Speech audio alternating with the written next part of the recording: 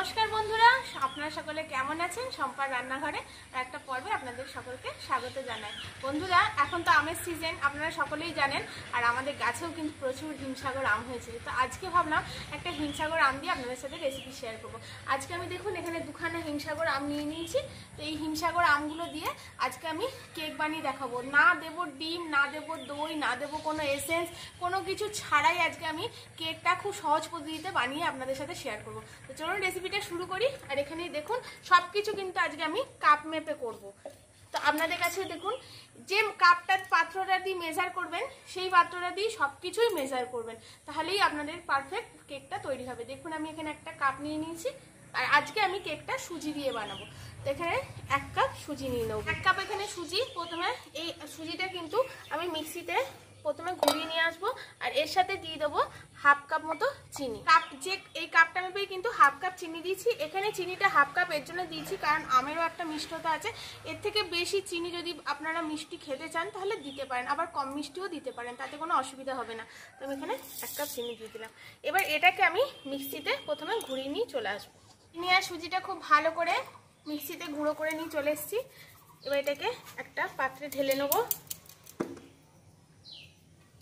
আবার এই মিক্সিতেই আমি আরও কয়েকটা জিনিস ব্লেন্ড করে নেবো। দেখুন এখানে আমগুলো কেটে এরকম টুকরো টুকরো করে নিয়েছি। 1/2 কাপ সানফ্লাওয়ার অয়েল আমি এখানে দিয়ে দিচ্ছি। আপনারা চাইলে বাটারটাকে মেল্ট করে রুম টেম্পারেচারে রেখেও এখানে দিতে পারেন। আর দিয়ে দেবো এখানে কিন্তু আপনারা লক্ষ্য রাখবেন বন্ধুরা, এখানে কিন্তু যেরকম আমাদের কেকের ব্যাটার হয় এই কেকটার ক্ষেত্রে সেরকম ব্যাটার হবে না। তাহলে কিন্তু কেক যেহেতু আম দিচ্ছি, কেকটা হওয়ার পরে যখন আপনারা কাটবেন কিরকম থকথকে একটা ভাব চলে আসবে। এর জন্য আমি যেরকম করে মেজার করে দুধ বা তেল দিচ্ছি আপনারাও সেরকম মেজার করেই দেবেন। এখানে আমি 1 কাপের একটু কম দুধ দিয়ে দেবো। এটা আমার ঘরে জাল দেওয়া দুধ। আর এটা বন্ধুরা আপনারা যদি কোনো কাপ এতে মেজার করেন তাহলে 4 ভাগের 3 ভাগ আপনারা কাপে দুধটা দেবেন। আর এই কাপ মেজার করেই এখানে দেখুন আমগুলোকে আমি টুকরো টুকরো যে কেটে রেখেছি 1 কাপ পুরো ভরে আম দিয়ে কাপে ভরে নিয়েছি। এবার এটা দিয়ে দেবো। পুরো 1 কাপ ফুল এখানে আম দেবেন, দেখবেন খেতে খুব ভালো হবে। দেবো 5 টাকার দামি 2 প্যাকেট গুঁড়ো দুধ দিয়ে এটাকে খুব ভালো করে ব্লেন্ড করে নিয়ে চলে আসবো। আজকে আমি প্রেসার কুকারে এই কেকটা বানাবো। তো উনুনটা জ্বালিয়ে প্রথমে প্রেসারটা প্রিহিট করতে বসিয়ে দিয়েছি এখানে। আর এর মধ্যে আজকে আমি বালি দিয়ে এটা করবো বন্ধুরা। এখানে পরিষ্কার বালি আমি এখানে নিয়ে নিয়েছি। এটা দিয়ে আমি সবসময়ই বেক করি কোনো কিছু। তো প্রথমে প্রেসার কুকারের তলায় এরকম করে বালিগুলো ছড়িয়ে দেবো। আর এখানে এরকম একটা গোলে বসিয়ে দেবো। আপনাদের কাছে যদি এরকম গোলে না থাকে তাহলে আপনারা একটা কাজ করতে পারেন, কোনো স্টিলের ছোট বাটি এরকম করে উল্টিয়ে বসিয়ে দেবেন, তাহলেই হয়ে যাবে। ওটা ততক্ষণ প্রিহিট হোক। আর এখানে আমি দেখুন ম্যাঙ্গোটা একদম স্মুথ পেস্ট বানিয়ে নিয়ে চলে এসেছি। এটা কিন্তু মনে রাখবেন এখানে কিন্তু ম্যাঙ্গোটা আর যে জিনিসগুলো দিয়েছি সেগুলো খুব স্মুথ পেস্ট বানাতে হবে। এবার এটা এর মধ্যে আমি ঢেলে দেবো। এটাকে এইরকম বা চামচের সাহায্যে খুব ভালো করে মিশিয়ে নেবো। একই ডাইরেকশনে ঘুরিয়ে ঘুরিয়ে কিন্তু এটাকে মেশাতে হবে। তারপরে এটা মিশিয়ে নিয়েছি। এবার এটাকে এখন আমি 10 মিনিটের জন্য রেস্টে রেখে দেবো। আর ততক্ষণ আমি এখানে যে বাটিটা আমি বেক করব সেই বাটিটা আমি বন্ধুরা এখানে রেডি করে নেবো। ব্রাশে করে এরকম বা হাতে করেও দিতে পারেন। এরকম করে তেলটা ভালো করে বাটির ভেতরে চারিদিকে লাগিয়ে নেবো। আপনারা চাইলে কেক টিনেও করতে পারেন, কিন্তু কেক টিনটা তো সবার বাড়িতে অ্যাভেলেবেল থাকে না, তাই আমি বাটিটা দিয়েই দেখাচ্ছি বন্ধুরা। আপনারা এরকম সিলভারের বাটি নিশ্চয়ই সবার বাড়িতে আছে, তো এই বাটিটা দিয়েও করতে পারবেন। জাস্ট এরকম হাতে করে হোক বা ব্রাশে করে হোক এরকম করে লাগিয়ে নেবেন। দিয়ে এখানে অল্প একটু ময়দা বা আটা নিয়ে এরকম করে দিয়ে এটাকে এরকম করে ডাস্ট করে নেবেন খালি চারিদিকে দিয়ে। দেখুন আমি কীরকম করে করছি। ব্যাস তৈরি হয়ে যাবে। এরকম ডাস্ট করে নিলে আর কোনো কিছু অসুবিধা হবে না বন্ধুরা। আপনাদের কেকটা অনায়াসে দেখবেন যখন বার করবেন বেরিয়ে আসবে। রেডি হয়ে গেল। এবার এই যে মিশ্রণটা বন্ধুরা, এটা কিন্তু 15 মিনিট আপনারা রেস্ট দেবেন, নাহলে কিন্তু কেকটা ভালো হবে না। সুজিটা জল টেনে বেশ ফুলে যাবে, তারপর কিন্তু কেকটা বেকে বসাতে হবে। হয়ে গেছে। মিশ্রণটাকে আমি মিক্স করে রেখেছিলাম। এবার দেখুন কতটা আরেকটু সুজিগুলো ফুলে মিশ্রণটা গাঢ় হয়ে গেছে। ঠিক এরকম কনসিস্টেন্সি বা ঘনত্ব কিন্তু এই কেকটা বানাতে গেলে লাগবে। এবার এর মধ্যে আমি দিয়ে দেবো এখানে দিয়ে দেবো বেকিং পাউডার, যেটা আমি এই চামচে 1 চামচ দিয়ে দেবো।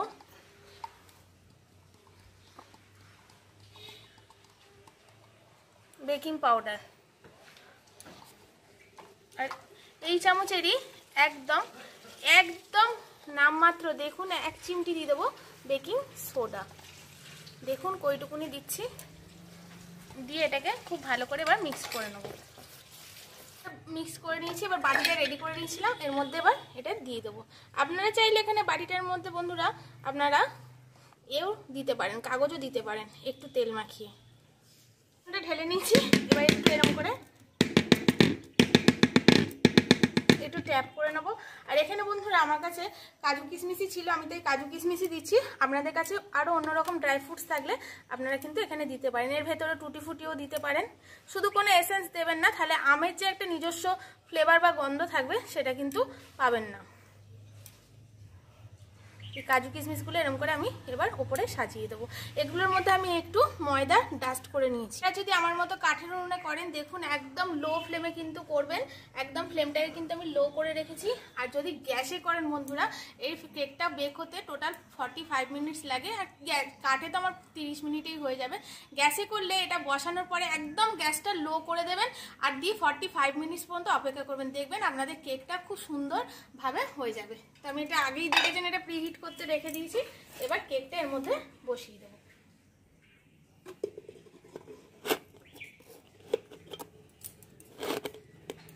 দিয়ে এটাকে এর মধ্যে আমি গার্ডার সিটি কিছুই লাগাইনি, এটাকে খালি এরকম করে বন্ধ করে দেবো। আর বারবার কিন্তু বন্ধুরা আপনারা খুলে দেখবেন না কুকারটাকে, তাহলে কিন্তু কেকটা ঠিকঠাক বেক হবে না। একদম এটাকে এরকম আলতো আছে আমি 30 মিনিট এবার জাল দেবো।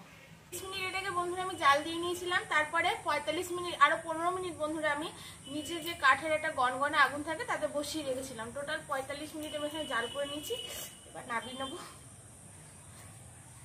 একবারও কিন্তু খুলে দেখবেন না, তাহলে কিন্তু কেকটা ভালো হবে না। একটা খুব সুন্দর কেকটা তৈরি হয়ে গেলে খুব সুন্দর একটা গন্ধ বেরোবে।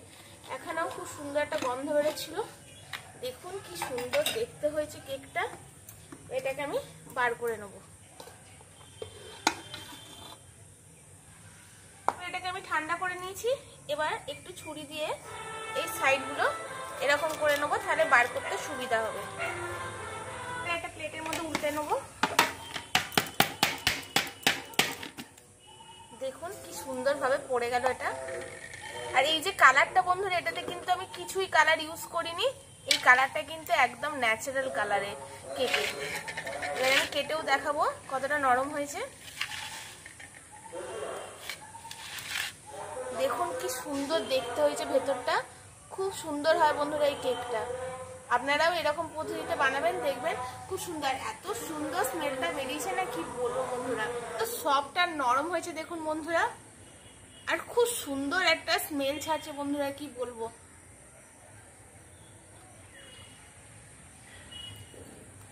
একদম পাকা আমের যে পারফেক্ট গন্ধটা বন্ধুরা এত সুন্দর বেরোচ্ছে, আপনারা না বাড়িতে বানিয়ে খেলে বিশ্বাস করবেন না আমার কথা। এত সুন্দর খেতে হচ্ছে বন্ধুরা, দেখুন প্রায় পুরোটাই আমি খেয়ে নিলাম যতটা কেটেছিলাম। আর এরকম পদ্ধতিতে সুজির এরকম আমের কেক করে এই মৌসুমে আপনারা অবশ্যই খাবেন, আর আমাকে কমেন্ট করে জানাবেন আপনাদেরটা কিরকম হলো। আর আমার চ্যানেলে এরকম নিত্য নতুন নতুন আরো রেসিপিতে প্লিজ বন্ধুরা আমার চ্যানেলটিকে সাবস্ক্রাইব করে শেয়ার লাইক কমেন্ট করে দেবেন, পাশে থাকা বেল আইকনটা প্রেস করে রাখবেন যাতে আমাদের ভিডিও সবার আগে আপনাদের কাছে পৌঁছে যায়। সবাই খুব সুস্থ থাকবেন, ভালো থাকবেন, সাবধানে থাকবেন। আজকের মতো টাটা বন্ধুরা।